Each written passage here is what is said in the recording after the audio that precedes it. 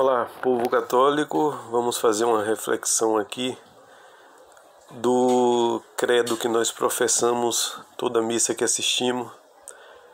Foi crucificado, morto e sepultado. Repetimos isso em cada missa que assistimos. É um artigo do credo que vamos explicar ele aqui à luz do Catecismo Romano.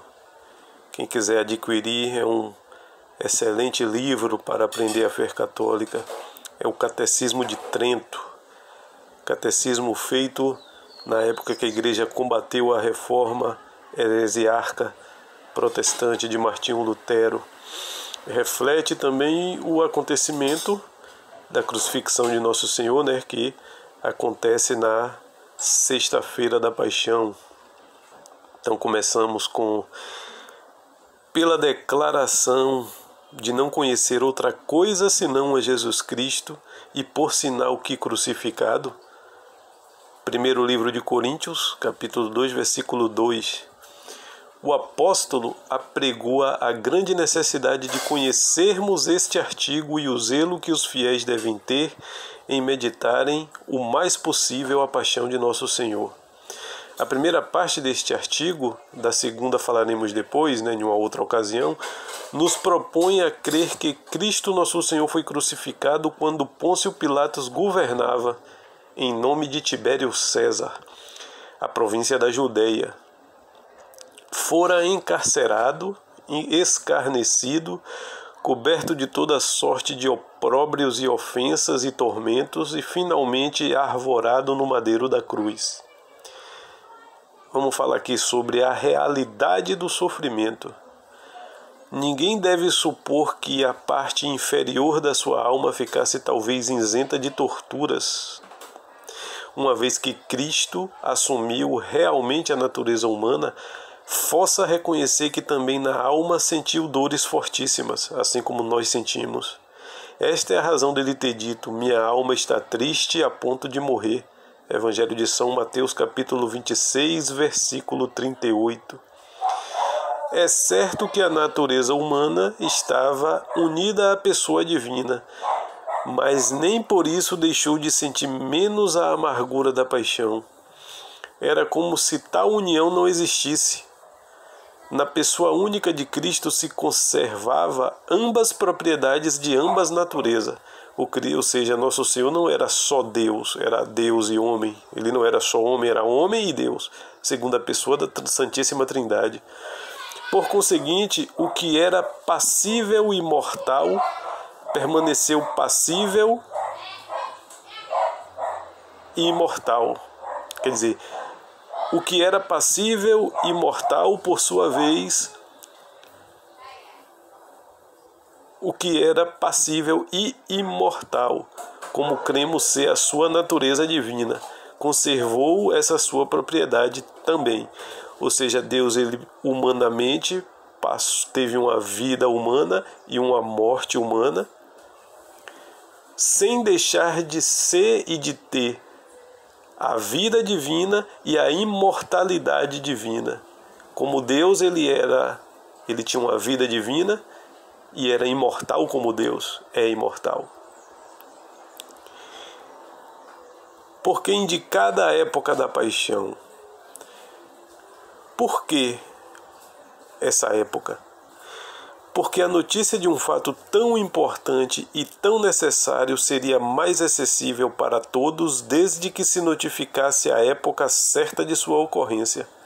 Ou seja, era uma forma de preparar as pessoas para o que iria acontecer. Conforme se lê na Escritura, o apóstolo São Paulo também a indicou, como está lá no livro 1 de Timóteo, capítulo 6, versículo 13. Outra razão era que vivêssemos por tais indicações como se realmente se cumpriu a predição de nosso Salvador. Entregá-lo-ão aos gentios para ser escarnecido, flagelado e crucificado. Evangelho de São Mateus, capítulo 5, capítulo 20, versículo 19. Já é uma previsão do que iria acontecer. E aconteceu exatamente como previsto, pois são revelações divinas. A escolha do suplício. um desígnio de Deus. Devemos também atribuir a um desígnio de Deus que Cristo, para morrer, escolhesse o madeiro da cruz. Foi para que dali mesmo nos renascesse a vida, por onde nos tinha vindo a morte. Com efeito, a serpente que por uma árvore vencera nossos primeiros pais, foi vencida por Cristo na árvore da cruz, que o madeiro é de cruz. A cruz é de madeira, feita de madeira. Era o mais adequado que assim fosse. Nosso Senhor escolheu tal gênero de morte porque lhe parecia o mais próprio e conveniente para a redenção do gênero humano. Certamente não havia outro que fosse mais vergonhoso e humilhante, ou seja, ele assumiu por nossa causa passar essa vergonha e humilhação. Não eram os pagãos os únicos a verem no suplício da cruz a maior repulsão, infâmia e vergonha, ou seja, para os pagãos a cruz era sinônimo de repulsão, infâmia e vergonha. Também a lei de Moisés chama de maldito o homem que pende no madeiro, como está lá no livro de Deuteronômio, capítulo 21, versículo 23, e no de Gálatas, capítulo 3, versículo 13. O mistério da cruz é um fato histórico. É necessário que os fiéis entendam o fundo histórico deste artigo, tão exatamente consignados pelos santos evangelistas. Isso fará que os fiéis conheçam pelo menos os pontos principais desse mistério, os que parecem mais necessários para confirmar a verdade de nossa fé. Neste artigo, assentam como que em sua base a religião e a fé cristã. Estando bem lançado este fundamento, todas as outras verdades se mantêm firmes e inabaláveis. Sinal de salvação. Se há o que ofereça dificuldades ao espírito e ao coração humano, será sem dúvida o mistério da cruz. É algo difícil da gente entender, que de todos é considerado o mais difícil e impenetrável. Todo esforço é pouco para chegarmos a compreender que a nossa salvação depende da própria cruz e daquele que foi nela pregado por nossa causa. Um objeto da providência. No entanto, o apóstolo ensina que neste mistério devemos justamente admirar a soberana providência de Deus, uma vez que o mundo com sua sabedoria não reconheceu a Deus em sua divina sabedoria, aprove a Deus salvar os crentes pela loucura da pregação. Olha só que maravilhoso, primeiro livro de Coríntios, capítulo 1, versículo 21. O mundo com a sabedoria vinda apenas da carne humana, que rejeita o sofrimento, que rejeita os suplícios, a natureza humana que normalmente não aceita que a vontade seja imposta, né? Que a maioria dos homens vive assim, né? Ele quer sempre estar colocando, sempre está querendo impor aquilo que ele quer, aquilo que ele deseja. É por isso que a gente vê tanta gente atormentada, tanta gente oprimida espiritualmente, depressiva, angustiada, porque na verdade ela não está conseguindo realizar aquilo que é a vontade exclusivamente dela. Então essa nossa sabedoria que quer as coisas do nosso jeito é incapaz de reconhecer a Deus em sua divina sabedoria, que a gente não consegue, por nós não sermos deuses também e ainda estarmos sob o jugo do pecado original, nós não temos capacidade de compreender 100% a vontade de Deus, e às vezes a gente até se rebela contra ela. É como se fosse uma criança, né? Uma criança, o pai, a mãe, alguém responsável, sabendo, por ter um conhecimento a mais, vai evitar com que a criança cometa algumas atitudes que possa vir a ser uma consequência ruim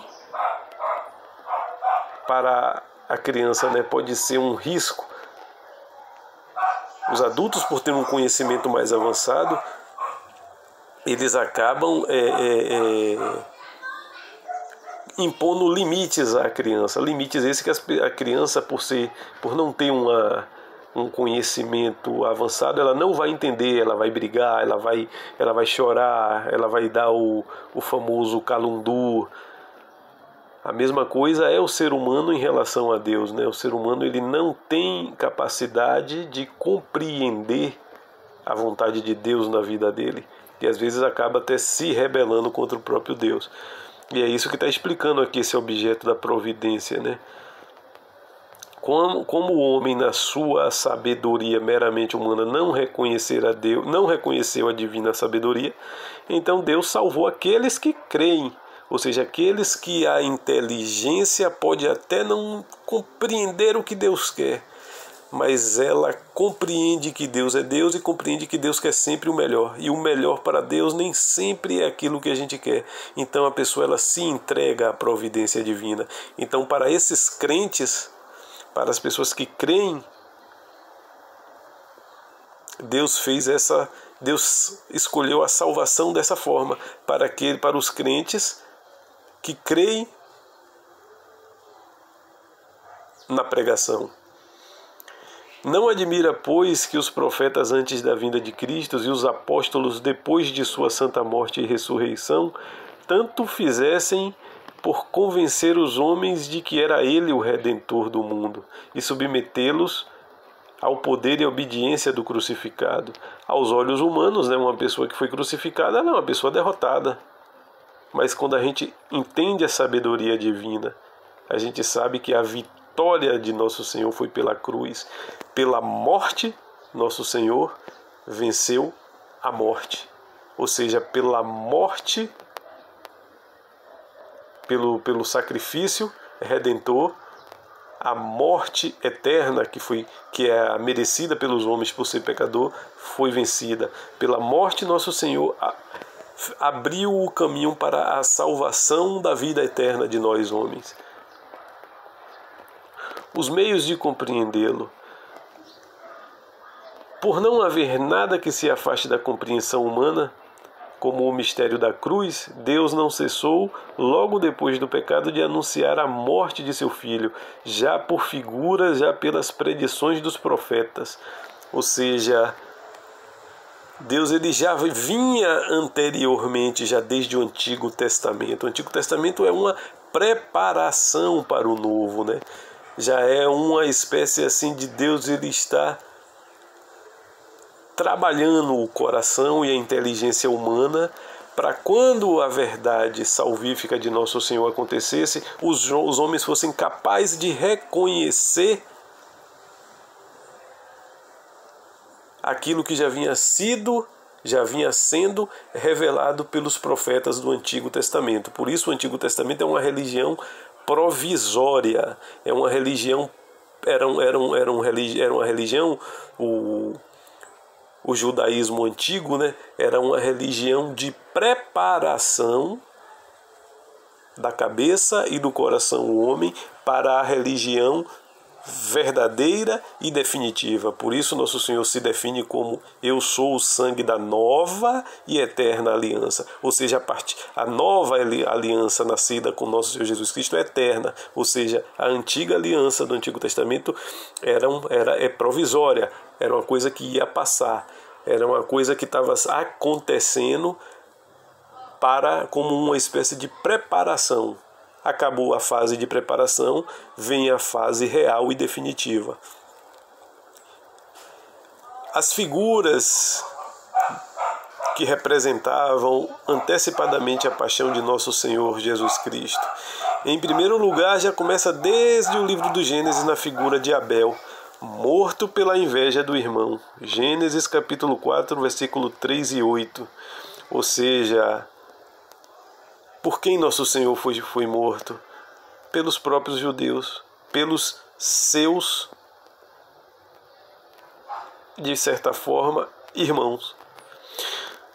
Depois a imolação de Isaac, Gênesis capítulo 22, versículo 1 ao 14, mostra Abraão levando Isaac para ser sacrificado e satisfazer um pedido de Deus. Depois o próprio Deus se revela e diz que não era para fazer aquilo. Aquilo ali foi um teste que Deus fez a Isaac, né? Um teste de fidelidade. Já é a prefiguração ali também do sacrifício de Cristo. O cordeiro sacrificado pelos judeus ao saírem do Egito.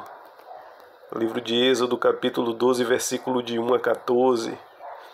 Afinal, a serpente que Moisés alçou no deserto. Livro de Números, capítulo 1, versículo 4 ao 9. Moisés ele faz a imagem ali de um madeiro e coloca a serpente lá em cima para que as doenças forem curadas. A serpente ali é o demônio sendo vencido pelo madeiro, que futuramente madeiro seria de nosso Senhor Jesus Cristo.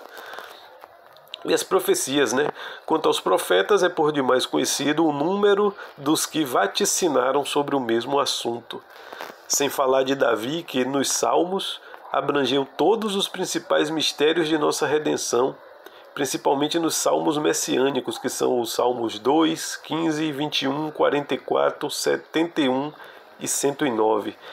Distingue-se entre as mais as predições de Isaías, são todas claras e evidentes. Aliás, dos profetas é o mais claro e evidente, que com razão se nos afiguram ser antes a narração de fatos consumados do que a provisão de coisas futuras.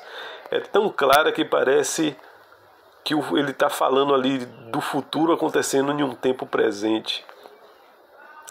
A morte de Jesus, realidade. Estas palavras nos obrigam a crer que Jesus Cristo, depois de crucificado, morreu realmente e foi sepultado. Não é sem motivo que aos fiéis se propõe essa verdade como objeto de fé explícita, pois não faltaram homem que negassem a morte de Cristo no lenho da cruz. Cristo podia morrer. Ademais, homem que era perfeito e verdadeiro, Cristo podia também morrer no sentido próprio da palavra. Ora, homem morre quando a alma se aparta do corpo. Portanto, com o dizermos que Jesus morreu, queremos dizer simplesmente declarar que sua alma foi separada do corpo, como de fato morreu. Mas por tal afirmação não admitimos que do corpo se tenha separado também a divindade. Nosso Senhor não deixou de ser Deus porque morreu como homem. Muito pelo contrário, com fé inabalável confessamos que, depois de separada a alma do corpo, a divindade permaneceu sempre unida, não só ao corpo no sepulcro, como também à alma nos infernos. Por que morreu? Convinha que o Filho de Deus morresse a fim de aniquilar aquele que tinha poder da morte, isto é, o demônio, libertar aqueles que, pelo temor da morte, passava toda a sua vida em escravidão.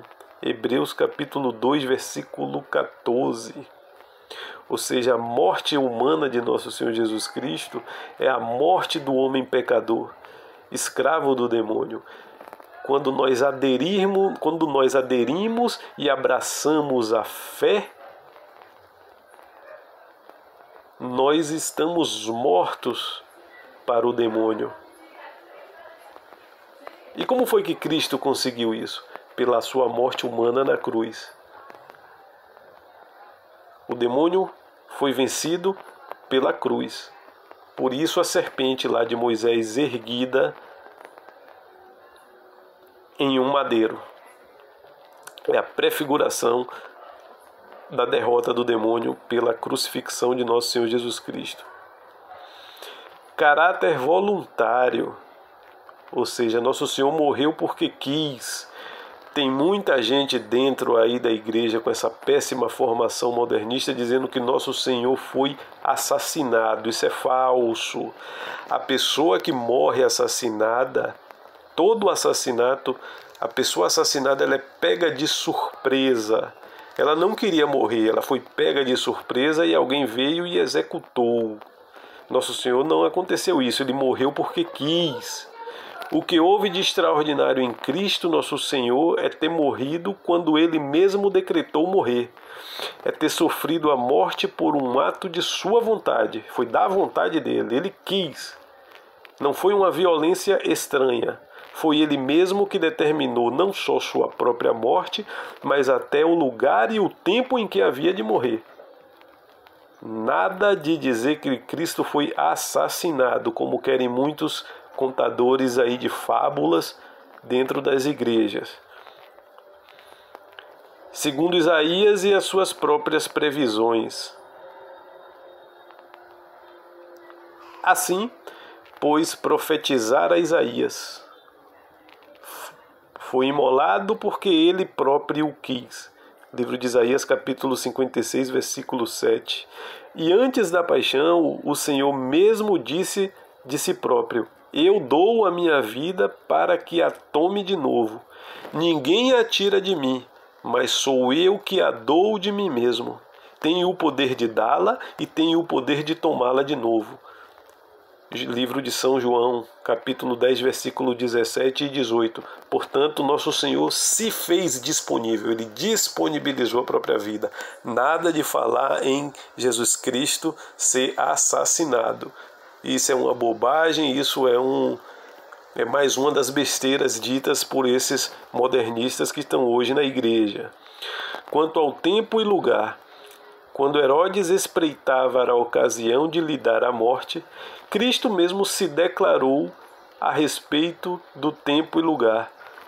Nosso Senhor ele disse: ide dizer a essa raposa, eis que lanço fora os demônios e faço curas hoje e amanhã, e no terceiro dia morrerei. Mas hoje e amanhã e no dia seguinte devo ainda caminhar, porque não convém que um profeta pereça fora de Jerusalém. São Lucas capítulo 13, versículo 32, 33, para quem quiser consultar.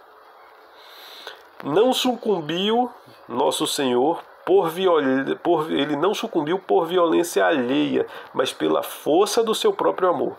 Cristo nada fez, portanto, contra sua vontade ou por imposição alheia. Por isso ele não foi assassinado. Pelo contrário, ele foi voluntariamente que se entregou a si mesmo. Ele entregou a si mesmo. Indo ao encontro de seus inimigos, disse-lhe: sou eu. Capítulo de São João, livro de São João, capítulo 18, versículo 5. E de livre vontade aturou todos os iníquos e cruéis tormentos que lhe foram infligidos. O fruto desta consideração, quando nos pomos a meditar todas as suas dores e padecimentos, esta é a circunstância que mais nos deve empolgar o coração. Se alguém tivera sofrido por nós todas as dores não espontaneamente, ou seja, se tudo que nosso Senhor passou foi porque ele foi obrigado a fazer,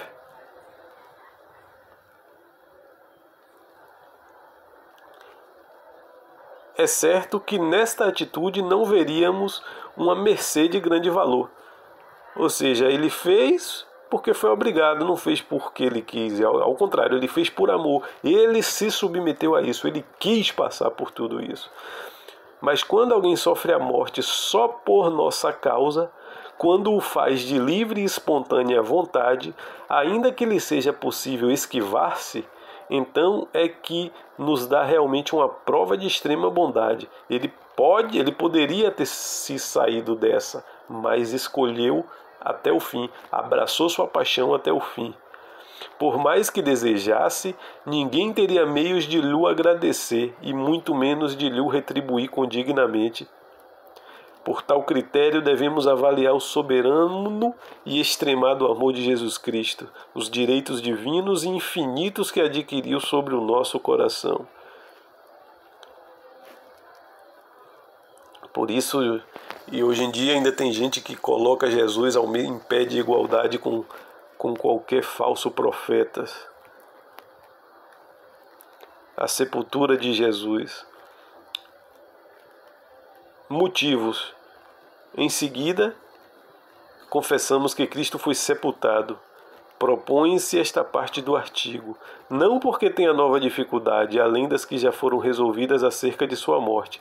Na verdade, fácil será persuadir-nos de que foi também sepultado. Provar a morte real, ele provou. Acrescentou-se essa circunstância, antes de tudo, para que ficasse acima da menor dúvida a realidade de sua morte. O sinal mais seguro de um trespasse está, pois, em provar-se que o corpo foi sepultado. Esse fato devia também dar maior realce ao milagre da ressurreição. Declarar que Deus foi sepultado. Conforme o dogma de fé expresso naquelas palavras, não cremos simplesmente que o corpo de Cristo teve sepultura, mas confessamos antes de tudo que o próprio Deus foi sepultado, porque Cristo é Deus. De maneira análoga, dizemos em toda a verdade e conforme a regra de fé católica, que foi Deus quem morreu, a quem nascera de uma virgem. De fato, assim como divindade nunca se apartou do corpo, quando encerrado no sepulcro, assim temos também toda a razão de confessar que Deus foi sepultado. O fato como tal, a glória da incorrupção. Quanto à maneira e ao lugar da sepultura, basta nos ater à explicação dos Santos Evangelhos, dois fatos aos quais deve votar particular atenção. O primeiro é que o corpo de Cristo ficou no sepulcro perfeitamente livre de toda decomposição, como já havia vaticinado o profeta. Não permitires que o vosso santo sofra corrupção, como está lá no Salmo 15, versículo 10, ou no Atos dos Apóstolos, capítulo 2, versículo 27 e 31. Em que sentido foi Deus sepultado? O segundo é que todas as partes deste artigo, a saber a sepultura, a paixão e a morte são atribuídas a Cristo Jesus enquanto homem, e não enquanto Deus. O sofrer e o morrer são um quinhão exclusivo da natureza humana. Deus, ele não é pecador. Portanto, ele não sofre e não pode morrer, analisando a sua natureza divina. Isto não obstante, anunciamos todas estas coisas também com relação a Deus. Como é evidente, podem ser ditas também daquela pessoa que ao mesmo tempo é Deus perfeito e perfeito homem. A meditação da paixão. Quem sofre? Em primeiro lugar, devemos considerar quem é aquele que suporta todos esses sofrimentos. Realmente não temos palavra para explicar a sua dignidade, nem inteligência capaz de compreendê-la. O herdeiro do universo. São João diz ser o Verbo que estava em Deus. Capítulo 1, versículo 1, logo no início do Evangelho. O apóstolo designa-o em linguagem sublime como sendo aquele a quem Deus constituiu herdeiro do universo e pelo qual criou também os séculos, o qual é o resplendor de sua glória e a imagem da sua essência, o qual sustenta o universo com o poder de sua palavra. É aquele que, depois de dar resgate pelos pecados, está sentado à direita da majestade nas alturas. Hebreus capítulo 1, versículo 2 e 3. O Criador e sustentador do mundo, para dizer tudo numa só palavra, quem sofre é Jesus Cristo, Deus e homem ao mesmo tempo.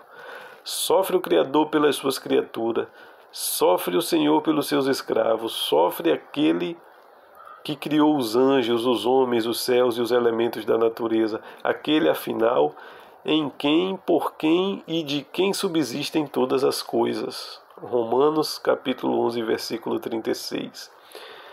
Se Cristo se contorcia aos golpes de tantos tormentos, que muito se abalasse também toda a máquina do mundo, como diz a Escritura. A terra tremeu e partiram-se os rochedos. Evangelho de São Mateus, capítulo 27, versículo 51. Toda a terra se cobriu de escuridão e o sol perdeu sua claridade. São Lucas, capítulo 23, versículo 44 e 45. Ora, se até as criaturas mudas e insensíveis prantearam o sofrimento do seu Criador, Reconheçam os fiéis com que lágrimas devem exprimir a sua própria dor, eles que são pedras vivas deste edifício. Primeiro livro de São Pedro, capítulo 2, versículo 5. Por que sofre? Por que nosso Senhor sofre? Pelo pecado original. Em seguida, é preciso também explicar os motivos da paixão. O que levou à paixão de Cristo? O que motivou a ele passar por isso? Para que melhor apareça a grandeza e intensidade do amor de Deus para conosco. Quem quiser saber por que razão o Filho de Deus se sujeitou ao mais cruel do sofrimento, verá que, além da culpa hereditária de nossos primeiros pais, Adão e Eva, a causa principal é os vícios e pecados que os homens cometeram desde a origem do mundo até a presente data e que hão de cometer futuramente até a consumação dos séculos. Pelos crimes de todas as gerações, pela sua paixão e morte, o Filho de Deus e Salvador nosso tinha em mira resgatar e destruir os pecados de todas as gerações e por eles oferecer ao Eterno Pai uma satisfação completa e exuberante. Ou seja, o homem marcado pelo pecado não tem condições de se recuperar perante Deus. Deus é perfeito, o homem se tornou pecador pelo pecado original dos nossos próprios pais. A única forma do homem se redimir perante a Deus é o próprio Deus se fazer homem. Essa é a beleza da nossa fé. Deus se faz homem. E por ser Deus, esse homem, Jesus Cristo, é um homem perfeito. Por que ele é perfeito? Porque ele é Deus. Deus se faz homem. E esse homem é entregue em sacrifício por todos os homens que pela própria força não ia conseguir se redimir. Olha a beleza de nossa fé. Olha como devemos chorar os nossos pecados. Deus se fez homem para salvar todos aqueles a quem agridem ao próprio Deus. Olha só. Por isso nosso Senhor Jesus Cristo, ele é o penhor de nossas culpas. Ele é o sacrifício perfeito. Ele é o homem perfeito. É o sacrifício perfeito porque ele é um homem perfeito. E um homem perfeito, ele é homem perfeito porque ele é o próprio Deus. Essa é a maravilha da nossa fé. Esse é um mistério que só tem na nossa fé. E é por isso que todas as outras religiões e crenças são falsas, são fábulas meramente humanas. Não existe nada de redenção em nenhuma outra fé. Quem faz sofrer? Os pecadores comuns, os consuetudinários, os cristãos pecadores, são os que fazem nosso Senhor sofrer. Os pecadores comuns, quem são? Sobe de ponto a sublimidade de sua paixão, não só porque Cristo sofreu pelos pecadores, mas porque os próprios pecadores foram também autores e instrumentos de todas as penas pelas quais teve que nosso Senhor passar. Lembra-nos apóstolos essa circunstância quando escreve aos Hebreus: considerai aquele que os pecadores sofreu tanta contradição contra si mesmo, assim não desanimareis em vossas fadigas. Hebreus capítulo 12, versículo 3. Os consuetudinários devem julgar-se responsáveis de tal culpa aqueles que continuam a reincidir muitas vezes em pecados, já que nossos pecados arrastam Cristo nosso Senhor ao suplício da cruz.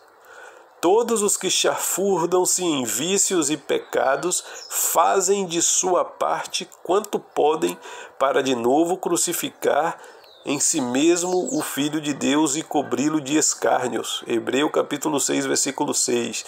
Tem muita gente que no auge da ignorância, quando está passando por alguma dificuldade, abre a boca para dizer uma insanidade do tipo: eu não joguei pedra na cruz de Cristo. Muitos de vocês que estão ouvindo isso aqui já devem ter ou falado ou ouvido alguém falar.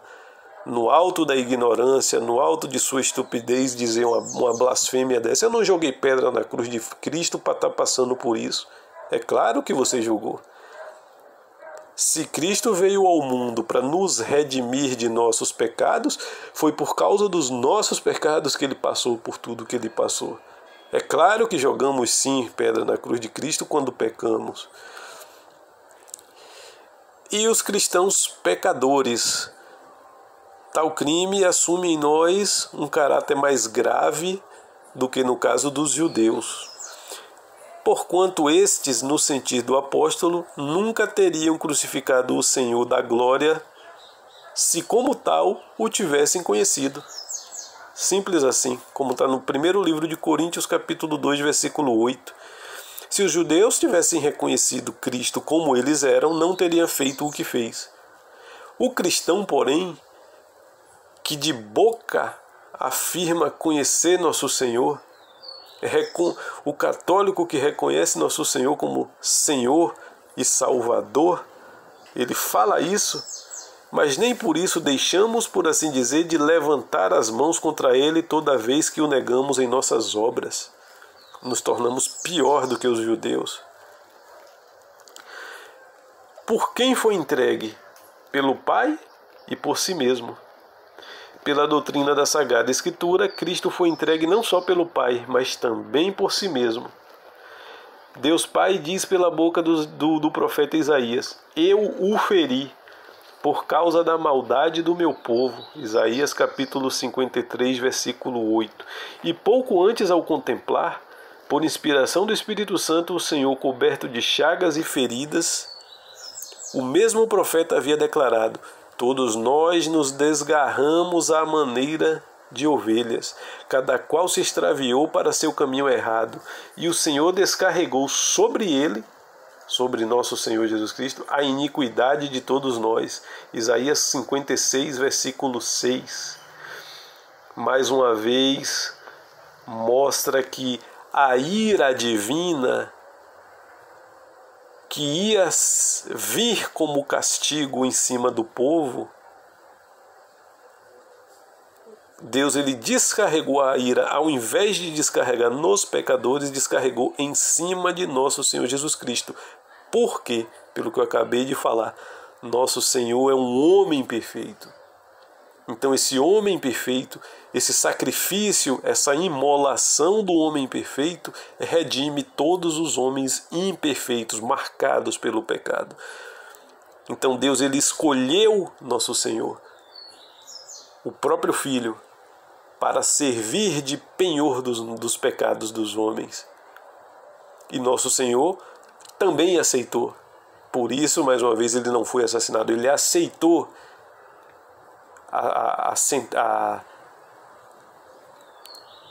essa decisão de Deus Pai.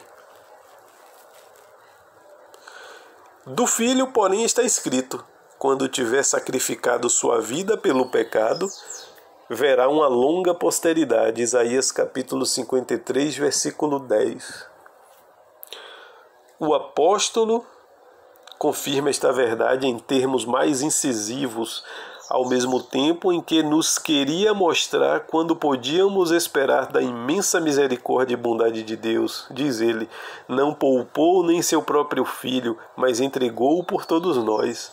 Como não nos teria dado todas as coisas juntamente com ele. Romanos capítulo 8, versículo 32. Se Cristo foi sacrificado por todos nós, como a gente não pode, como não nos teria dado todas as coisas juntamente com ele? Que beleza! O que sofre, o prelúdio do horto, foram cruéis o prelúdio da paixão. De per si, bastaria levar em conta o suor que, do corpo do Senhor, corria até a terra em gotas de sangue. Quando ele se pôs a considerar os horrorosos tormentos que pouco depois haveria de sofrer. Desse fato, cada um de nós pode compreender como aquela dor atingia o máximo grau de intensidade. Ora, se refletindo apenas os males que o ameaçavam, Jesus se tomou de tanta angústia, como se vê pelo suor de sangue que não terá sido para ele a paixão propriamente dita. Se a angústia fez ele suar sangue, imagine a flagelação. Não resta a menor dúvida de que Cristo Nosso Senhor realmente curtiu as maiores dores tanto no corpo como na alma. É por isso que Nosso Senhor Jesus Cristo ele é o maior sofredor de todos os homens. Porque ele sofreu nele o castigo de todos os homens anterior a ele, do seu tempo e de todo o tempo futuro. Ou seja, todo o castigo que a humanidade inteira tinha que sofrer, ele sofreu nele exclusivamente.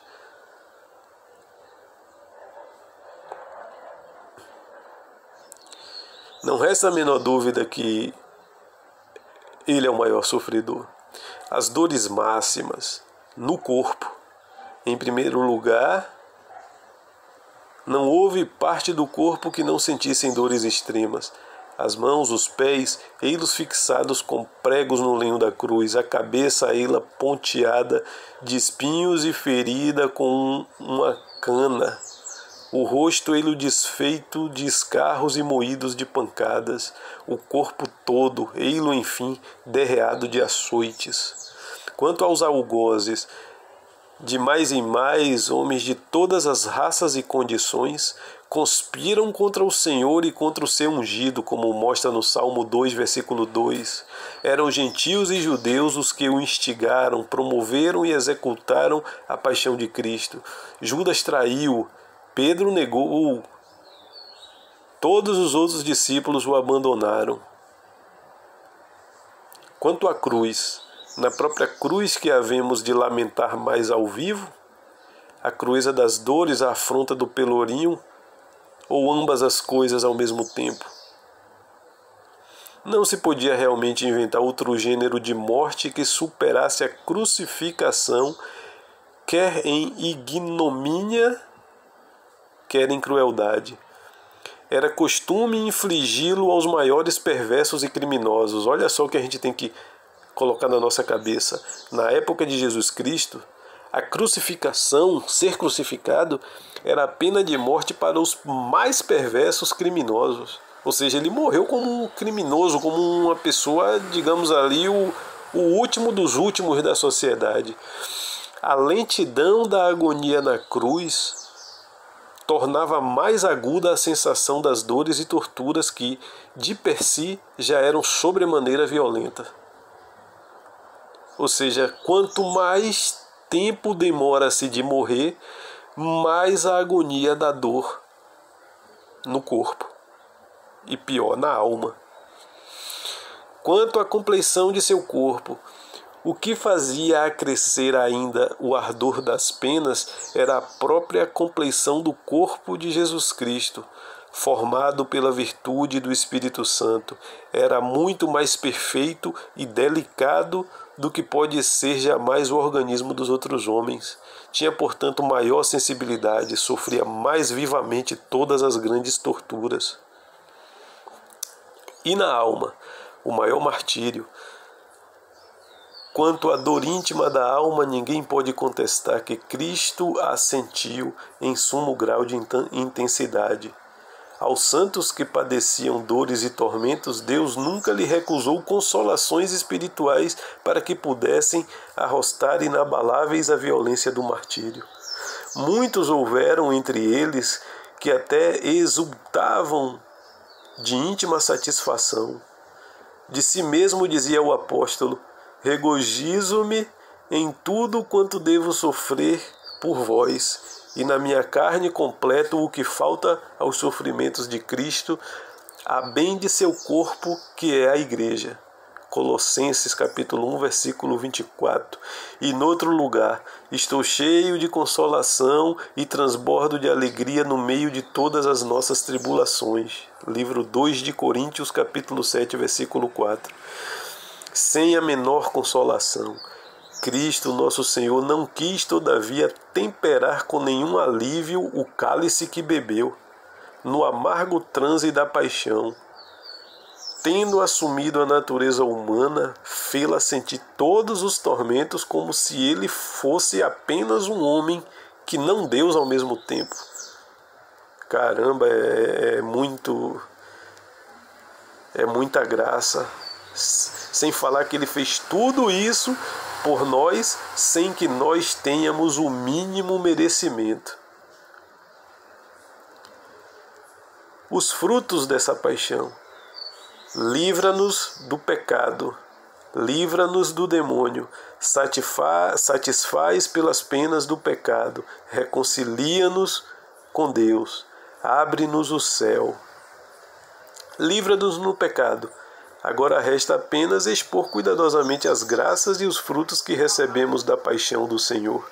Em primeiro lugar, a paixão do Senhor livrou-nos do pecado, conforme declara São João.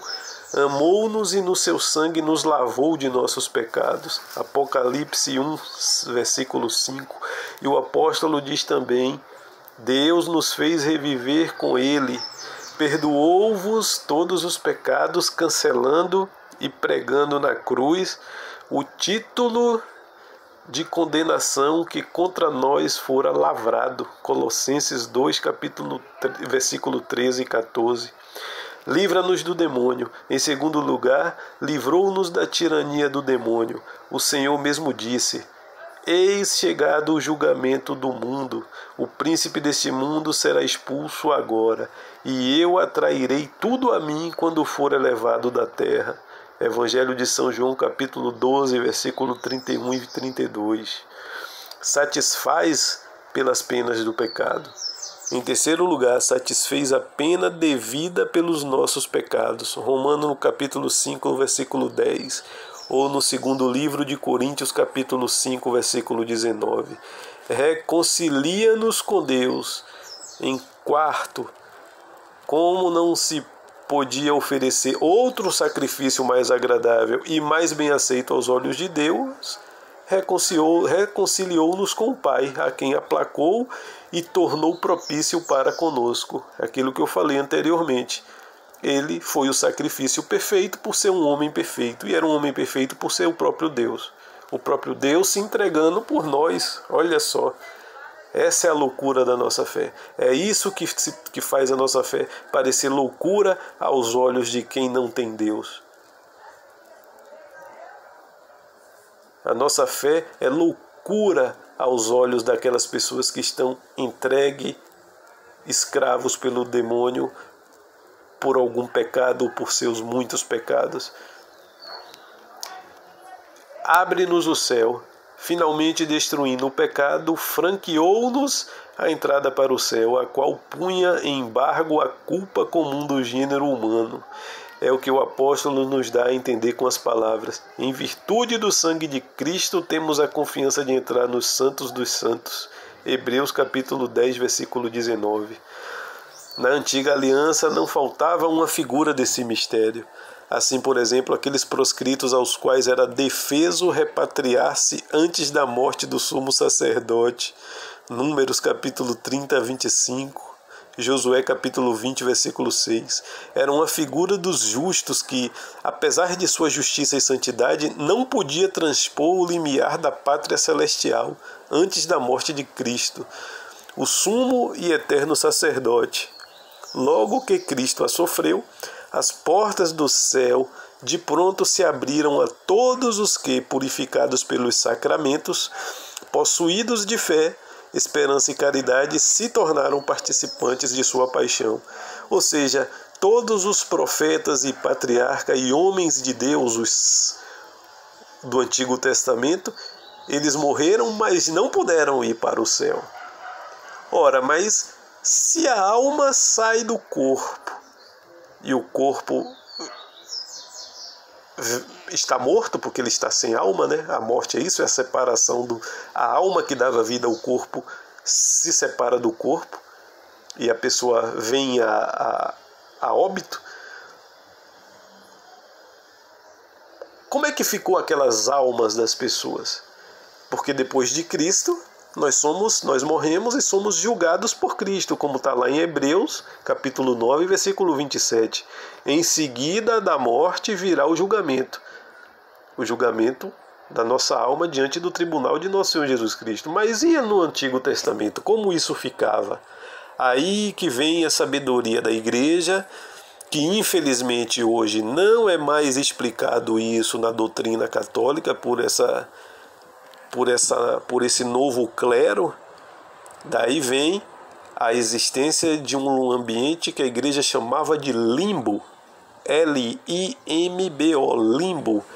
É o local onde estão as almas, é o local transitório onde ficavam as almas dos grandes homens de Deus, aqueles profetas do Antigo Testamento, todos os santos de Deus do Antigo Testamento, antes de entrar no céu. Não podiam ir para o céu porque o céu se abriu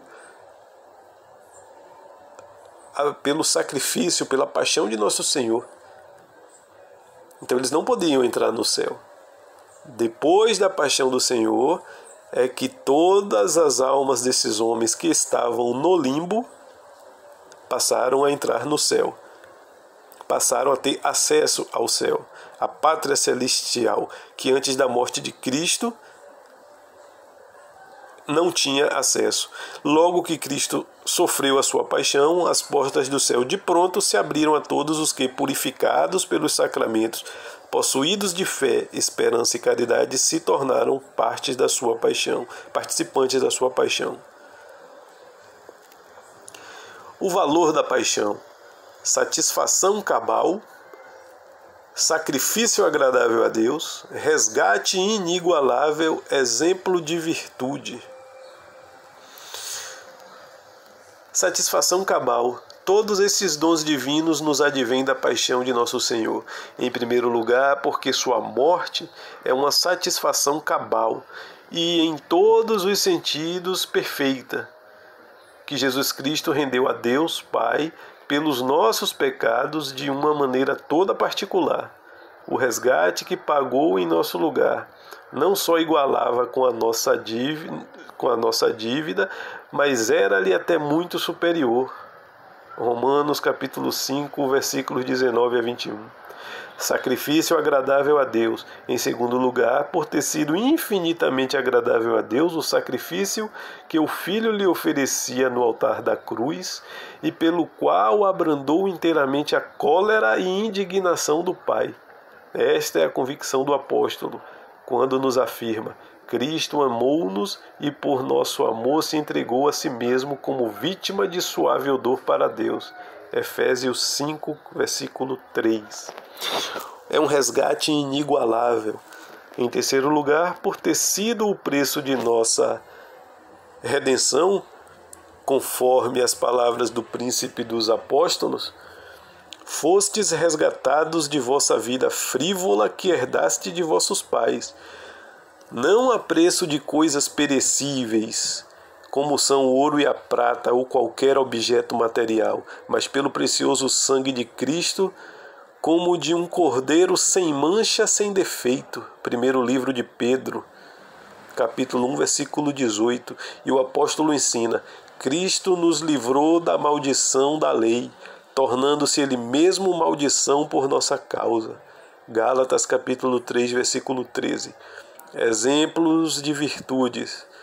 A par desses imensos benefícios, recebemos ainda outro que de todos é talvez o maior. Naquele padecimento se descobrem os mais brilhantes exemplos de todas as virtudes: paciência, humildade, exímia caridade, mansidão, obediência, máxima constância, não só para sofrer dores, mas até enfrentar a própria morte por amor da justiça. Disso nos faz Cristo tal demonstração, que na verdade podemos dizer: num só dia de sofrimento, nosso Salvador encarnou em si mesmo todas as normas de virtudes que de boca nos havia ensinado durante todo o tempo de sua pregação. Ou seja, ele colocou em prática na sua paixão tudo aquilo que ele ensinou de boca. E última aplicação: eis em poucas palavras o que importa saber da salutar paixão e morte de Cristo nosso Senhor.